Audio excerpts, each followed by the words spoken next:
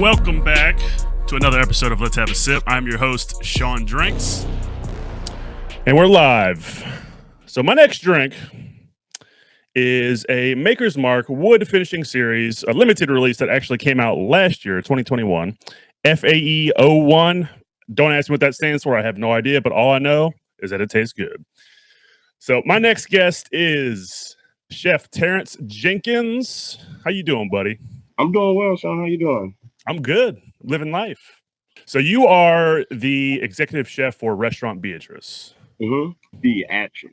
Beatrice. Okay, excuse me. All right, I'm getting schooled. That's fine. Oh, that's fine. That's fine.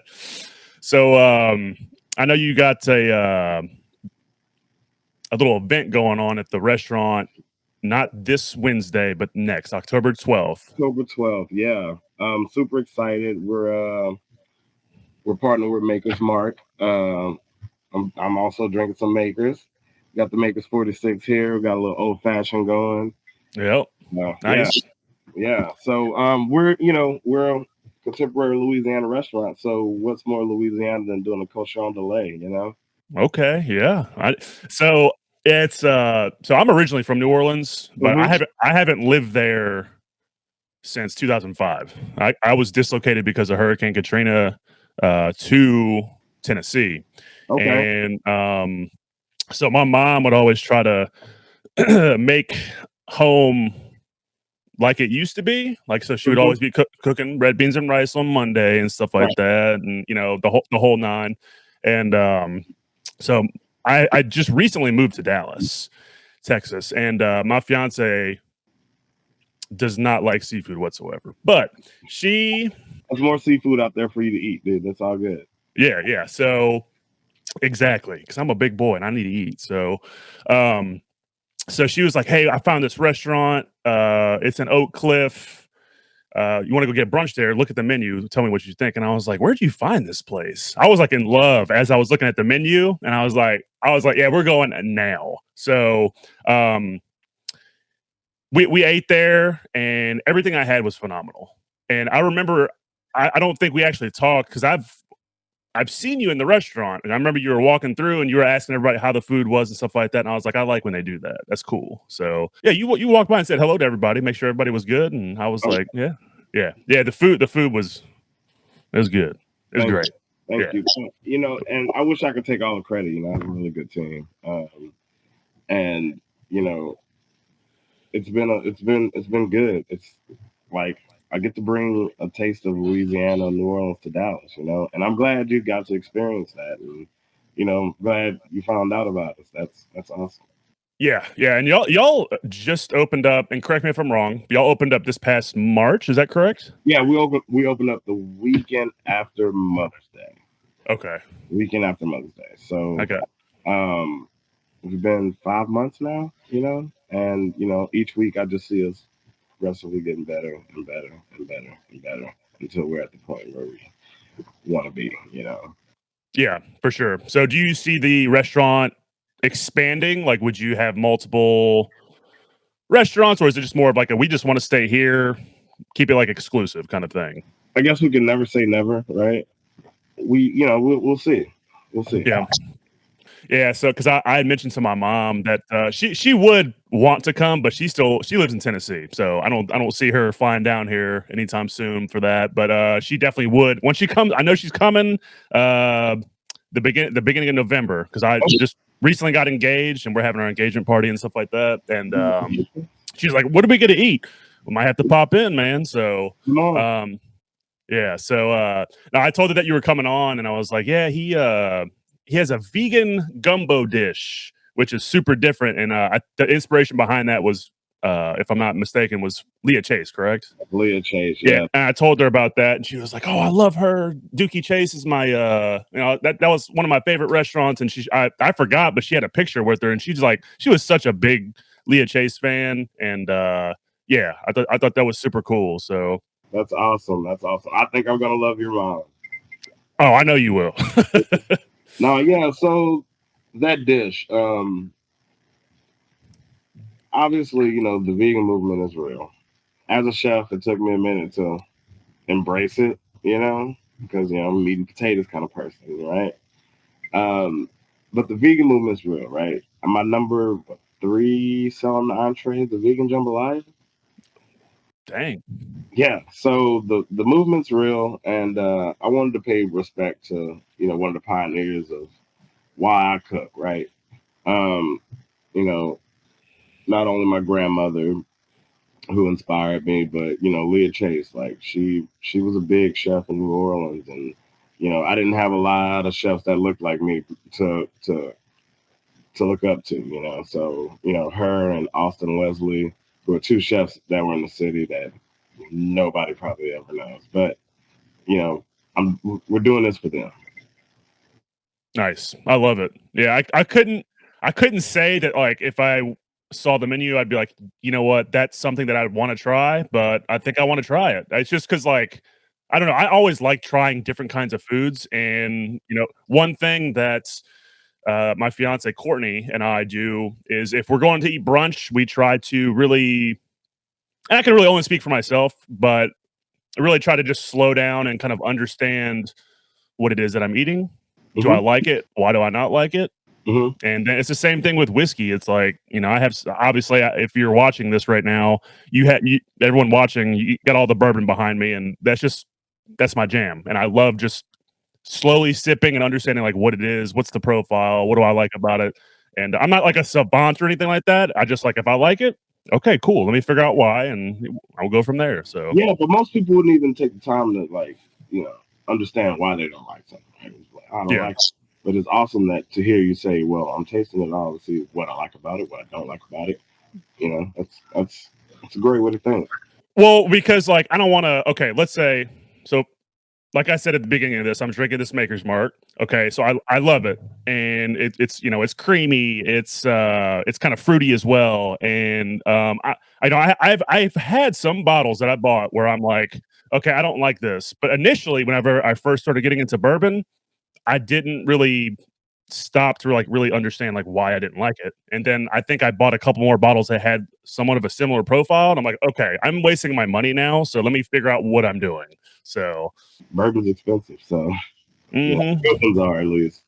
Yes. So I was having a conversation with a buddy of mine yesterday, and he's into spirits, bourbon, scotch, rum, tequila, whatever. Okay. And he blew my mind. He was just like, "Yeah, I asked him how much he had, and he was like, "Yeah, I think this is about like a couple of months ago. Whenever he last counted, he's like, "Yeah, I think I have about like close to 3,000 bottles." And I'm like, 3,000? And he was telling me about this story whenever he went to a buddy's house, and you're familiar with Buffalo Trace, right? Yeah, yeah, yeah. Yeah. So Buffalo Trace has a very exclusive um, bottle that I think they made only 200 bottles of. It's called Double Eagle Very Rare. Right. So, and I think they're probably coming out with another batch. I'm not really too sure, but anyways, the bottle's like I think $11,000, $15,000, and the place that he was at, it was his buddy's house, and he was like, "Hey, you should just take it. I know you really want this. This it's just a couple more pours. You take." He's like, "No, I can't do that." And then like if you're kind of sipping a little bit, like you're not really like so much paying attention to like how if you're handing off something to somebody and they're like not really paying attention, they just drop it. That's exactly what happened. So I'm like, ooh. Mm, mm. So yeah, bourbons, man. I do love me a good bourbon. We actually carried my Uncle Nearest, which he is the guy who taught Jack Daniels, the black guy who taught Jack Daniels how to make bourbon. I don't know if you're a Jack Daniels fan or not. Not really. He didn't, when I tasted Uncle Nearest, dude, I was like, I don't think Jack Daniels listened at all. Like, Nah, I don't think so. Uncle Nearest is it's a good one. I had I got a funny story about Uncle Nearest actually. okay, So I got a buddy of mine. Shout out to Duran Burnside. He's a OG. He lives up in Tennessee. I'm getting ready to go back home. We're gonna link up at a cigar lounge and kind of just chill and stuff like that. But so somehow he got hooked up with the I guess the owner of Uncle Nearest at one point. I don't know. It's a female. I don't know her name. I can't remember her name, but mhm, um He was like, "Yeah, they invited me to come over for dinner and stuff like that, but I didn't go." And I'm like, "What are you doing? Like, what?" I don't know. I can't remember the whole story, but I was like, "Damn, Duran, like, what are you doing, man? I would have went." That's Yeah, just me. right. Like, yeah, I'm the owner of Uncle Near, so I'd like to come to dinner. I'm like, nah, I'm good. I'm good. I don't think it was like a "nah, I'm good" situation. I think Well, it no, was yeah, like yeah, a well, no, yeah. no, of course not. But Yeah.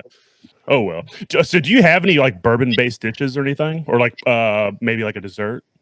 so not bourbon yet. We're doing some praline liqueur stuff. I'm actually making some vanilla extract out of bourbon right now.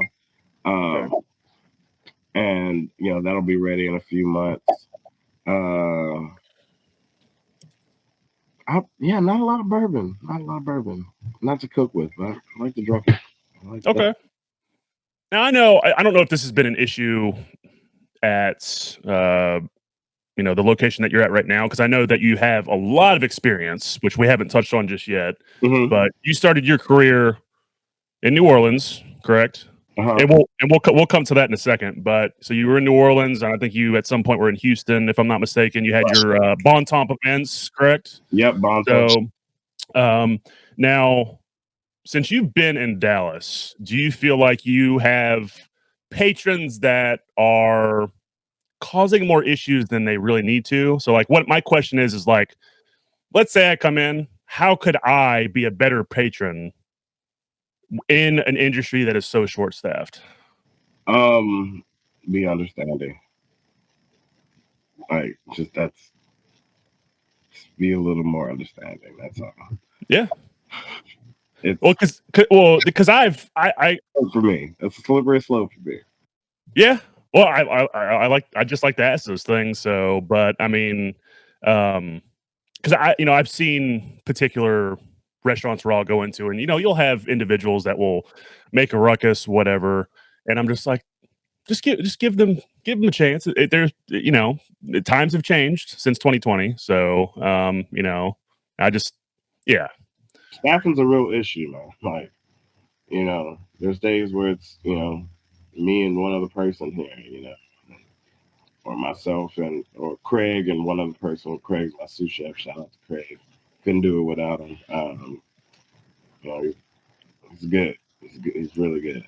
Uh, So only you and one other person sometimes? That's crazy. yeah, yeah. I mean, so but come the weekend, we have enough people to pull it off. And are there going to be hiccups? Yeah, I don't want there to be, but I mean, being realistic, it's going to happen, right?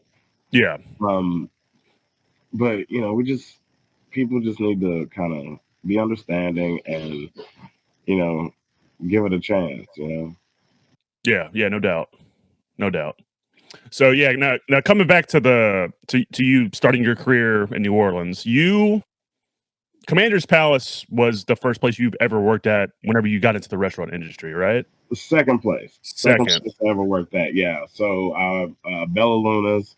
Um, learned a lot from Chef Horst Pfeiffer, German master chef, um, and he was a hard ass dude. Like, I mean, a tyrant sometimes, but his food was good, and he was around for a long time. Katrina took him out, obviously, but he was over on the Mississippi River, right off the. We were like a few feet from Cafe Du Monde, Okay. So I mean, crazy view of the lake of the Mississippi River, there, and then I basically moved up as far as I was going to move up there, and the sous chef, who's the ex-wife of the former chef at Commander's Palace, uh, she made a call, and kind of like the rest was history from there. My learning brain was by just soaking up. There was so much stuff, dude. So much stuff, and such a big restaurant. That I wouldn't got half the opportunities here in Dallas if it wouldn't have been for that one restaurant on my resume. Okay. We call it culinary boot camp, because that's what it was. So it was a good experience. You know, started out, everybody starts in production. Everybody, I don't care how much experience you have. Um, Everybody starts out production. That's soups, sauces, stocks, you know, any kind of prep that any of the other stations need. And then I did eggs. So that's a whole nother beast. That's a whole nother type of brunch, you know. Yeah. Um, for a restaurant that takes up a city block, you know, there, you know, it's so much, so many eggs, so many eggs. Like, I don't eat eggs. I'm like, well, I do eat eggs. I've really got to be in the mood for one to eat an omelet, you know. But I love Mhm. omelets, but I just made so many, you know. And then, you know, kind of sucked. Katrina hit while I was working there. I got a few years underneath my belt there. Very, very blessed to have done that. And I returned a lot, you know. Like I just did a recipe from there this past weekend. You know, I brought out the hot sauce beurre blanc, you know, which is something that you know you don't see at a lot of restaurants. You know, obviously we make our own hot sauce. We're not using crystals. Dude, we make everything from scratch. The only thing we don't make from scratch is our ketchup, our fresh pasta, which comes from a local pasta company that you know pretty much every chef in Dallas will know. Fresh Pasta Delights, small owned business, um, and the Gambino's French bread. Like Oh yeah. like, dude, I can't. I need the water, right? I need the water to make French bread. Oh yeah. Yeah. After that, man, I came here. Um, Lucked up. First job was at the Mansion on Turtle Creek under Chef Dean Faring. Um, Worked there for a few years, and you know, I always have the itch to like get better and like you know uh, expand my horizons, right? But like not in this situation at Beatrice. I plan on being here for a very long time. This is kind of my legacy, you know. This is how I want to go out, you know. Mm. Um, but I, you know, ended up moving on from there to open up this place called the Screen Door in Dallas. It was a southern restaurant, but the executive chef, Fitzgerald, died. Shout out to Fitz. It's my brother. Love him to death. Um, it's yeah, it was time for me to move on from the mansion and went to Screen Door, and we were doing stuff like this, you know, before it was cool in Dallas. You know, I think we're a little bit before our time. You know, Yeah. Dallas wasn't quite ready for it. Um, and you know, Wolf worked under Wolfgang Puck. Well, not under Wolfgang Puck. Worked at Wolfgang Puck Catering here in Dallas. You know, um, did a lot of stuff with the National Museum and got to see you know stuff that a kid from New Orleans like didn't really get to experience. You know, uh, Yeah. sculptures and you know I never thought in my wildest dreams I would you know doing a catering in a sculpture garden. You know, which was pretty cool. That was a Yeah. cool experience there. Yeah, the Nasher's beautiful. We were going to have our venue there, but we're like, this is so expensive. We're gonna be poor, so it's not worth it. You mean But your wedding?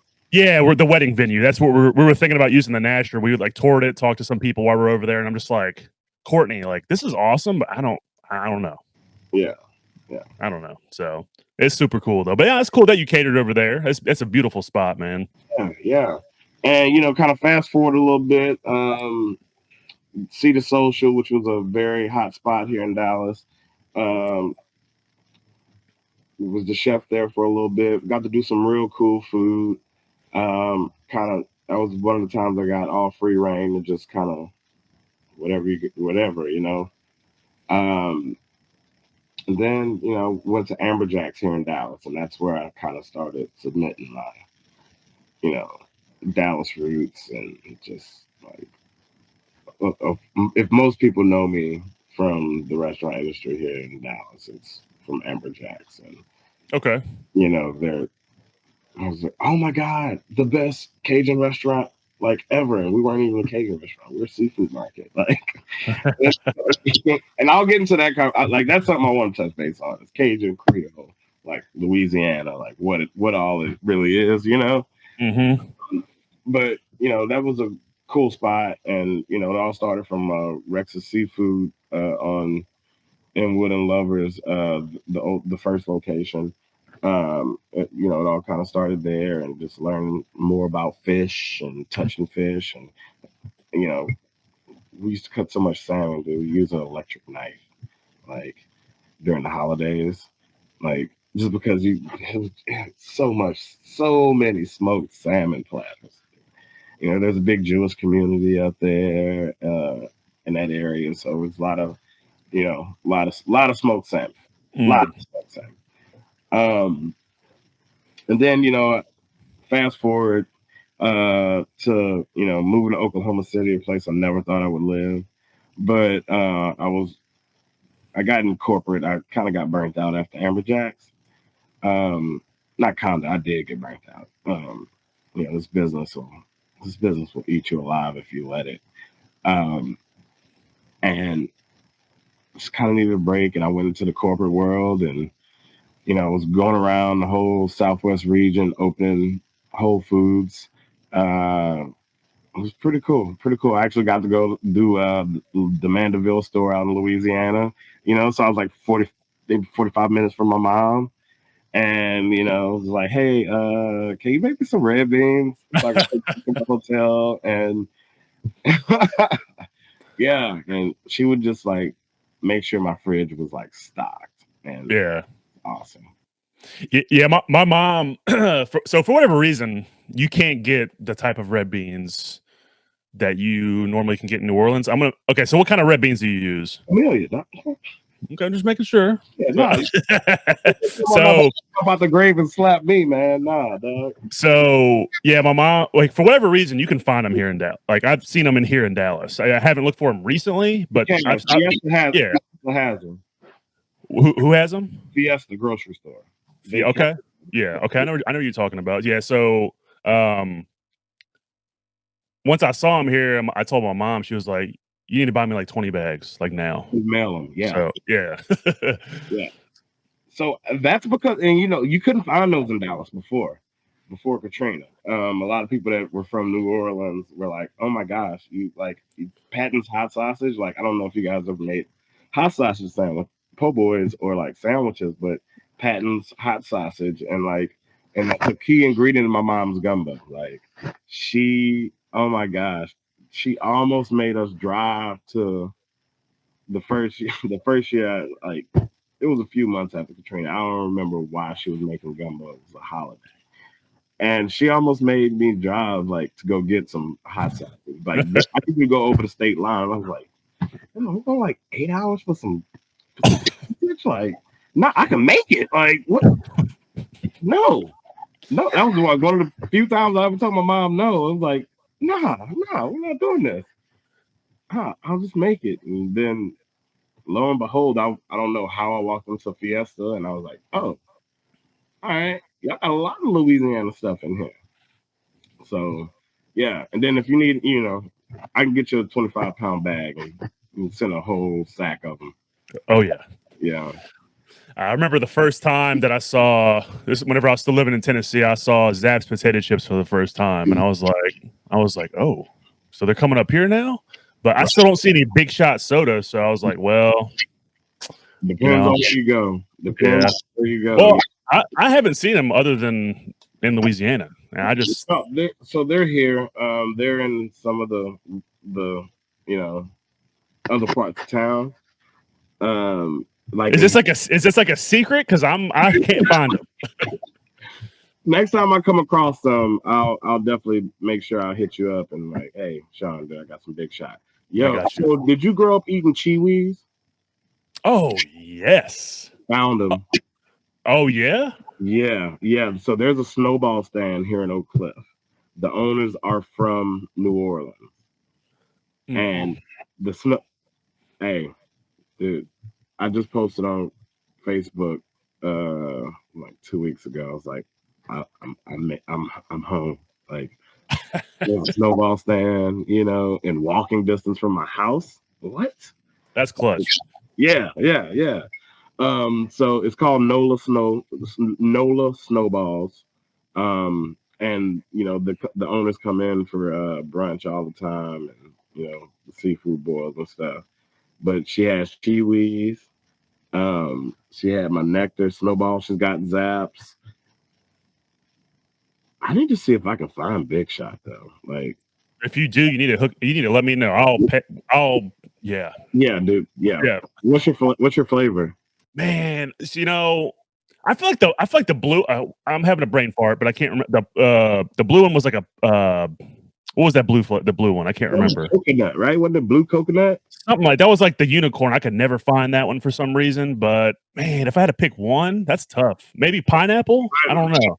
Pineapple. That's So all jam. Pineapple, and then the I don't know why the watermelon flavor was green. There's like a green watermelon flavor, if I'm not mistaken. I think so, yeah. It's like it's really good. Yeah, Oh yeah. yeah. So so so for everybody tuning into this, if you don't know what Big Shot soda is, then you're doing yourself a disservice. Like Big Shot soda it's a New Orleans owned soda. I don't know too much about it other than it tastes amazing. So yeah. it's not good for you. But No, it's not. You can good. like you can take there's so much sugar in there, but I'm sure a lot of sodas do already have a lot of sugar, but like there's just something different about it. I don't know. So we just had a whole like if you're not from New Orleans or know New Orleans or know a lot of people from New Orleans, the whole conversation we just had, nobody knows. If it's so hard to find around here and you can't even get it, then that's a problem. So Right. I'm like, yeah, nah, I'm like the yeah, chef of New Orleans, you know, yeah. distributed in Dallas, right? I should be able to do Big Shot, right? I know exactly. But yeah, man. So the owner, and I mean Michelle Carpenter, right? Michelle Carpenter, yeah. How did y'all link up? So Chef Sharon Van Meter, the owner of 1115 Beckley. I've been knowing Chef Sharon for a very long time, ever since I was at AmberJax over in Trinity Groves. You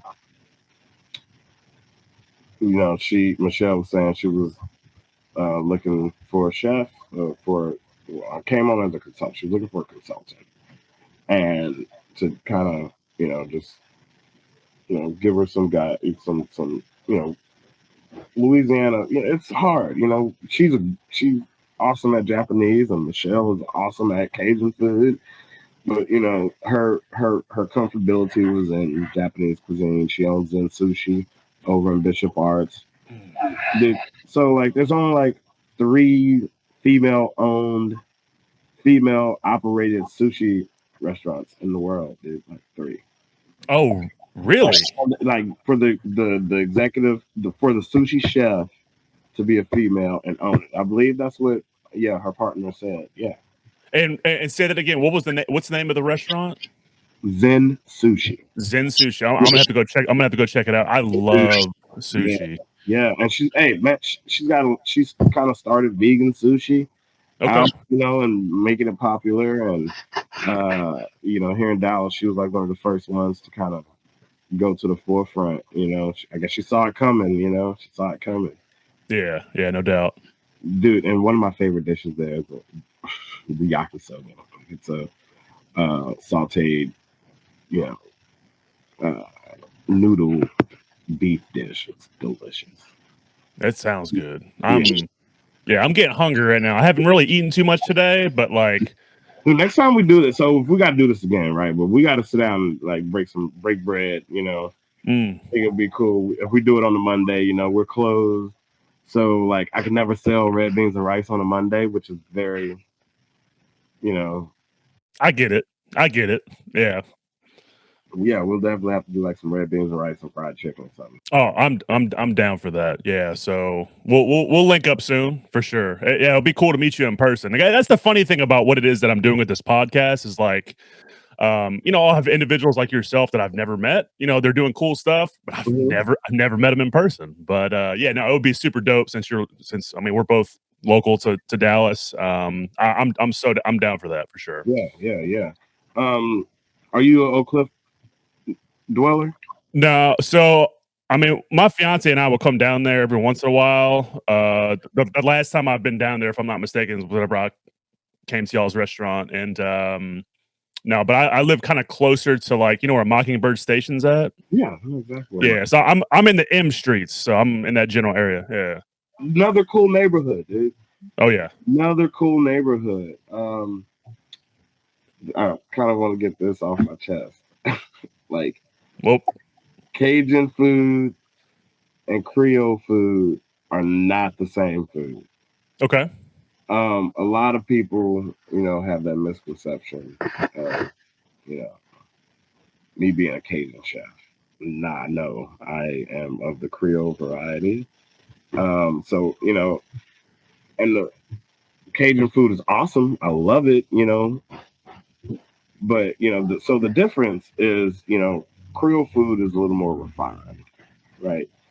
And that comes from the African American heritage side of slavery, right? So you're cooking in the quote unquote big house, and um, I mean, what are you gonna make slot for the no? So they kind of redefined it and cleaned it up a little bit, and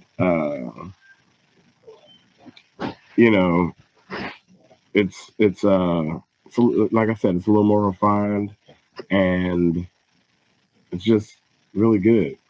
And a lot more stewed tomatoes. That's where you get your shrimp Creole, right? Shrimp and okra Creole, okra, Africa, okra, gumbo, no okra, not gumbo. Um, and then the Cajun side is more of your game meats, right? Because the people came in from Canada, they started going out towards the swamp and set up camp there, and which gave us some great food, dude. I love alligator. You know, I love rabbit. Oh, dude. So we just did a Dow wine dinner, and um, dude, I did a braised rabbit pecan. Sauce pecan, which is just a spicy tomato sauce. So that's where the Cajun Creole they mesh together, right? And they go together. Um, and dude, it was so good. Oh, some herb risotto. Yeah, I think I served that with the pessimist wine from them, if I'm not mistaken. Yeah.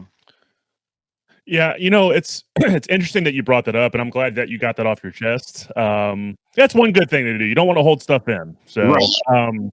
but and I never really, I guess subconsciously or somewhere deep inside my mind, I've thought, I guess I kind of knew there was a difference, but I never really thought about it.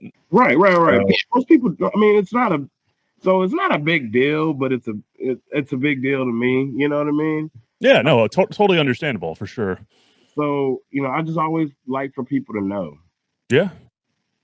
the day we stop learning is the day we die.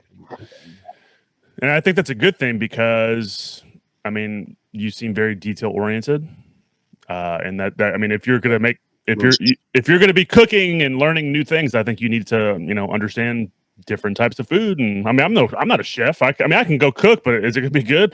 Probably not. But so It's probably good, man. You're from New Orleans, dude. I'm pretty sure your mom did like my mom did and taught you like at least the basics of like going down. Like this is how you make a pot of red beans. yeah, Did she? yeah, she did, but I mean, I'm not an executive chef, so there's a difference. Well, no, there is. Good. Just to remind everybody one more time, I know that y'all you're having the event that you're in business with Maker's Mark. Touch on that one more time. Okay, so yeah, we're doing like I said, a whole cochon de dinner here at Beatrice, which is a whole hog roast. It's just a big celebration. We're gonna be 6 months, and we're gonna be like we're like a little kid growing up. So we want to celebrate that and partner with a great company. Um, or I should say sponsor. I don't want to get into Yeah. issues. But yeah, with a good company, and we're, like I said, they're certified B Corp. We're certified B Corp. Uh, Side note: 1 of 5 restaurants in the U.S. are certified B Corp. So like, I'm getting ready to start the composting program here uh, fairly soon. We're working on Restorative Farms is working on getting um, a worm farm so they can eat all the compost. And yeah, but anywho, that's a side note. Yes, Maker's Mark, Coach Sean, 1111 Beckley, Restaurant Beatrice, Whole Pig Roast. You're gonna get all aspects of Louisiana. This is probably gonna be towards the Cajun roots, definitely towards the Cajun roots. Menu's already written. What am I talking about? Oh yeah. And published. So go to restaurantbeatrice.com, resi.com. You can search Restaurant Beatrice. October 12th, get your reservations because, like I said, patios all sold out. Y'all heard it here. Y'all better make that reservation because if not, you're gonna be sitting at home wondering, okay, well, I guess I'm gonna eat McDonald's, and you know what? That's not very good. So, but until next time, everybody, y'all have a good one. Peace.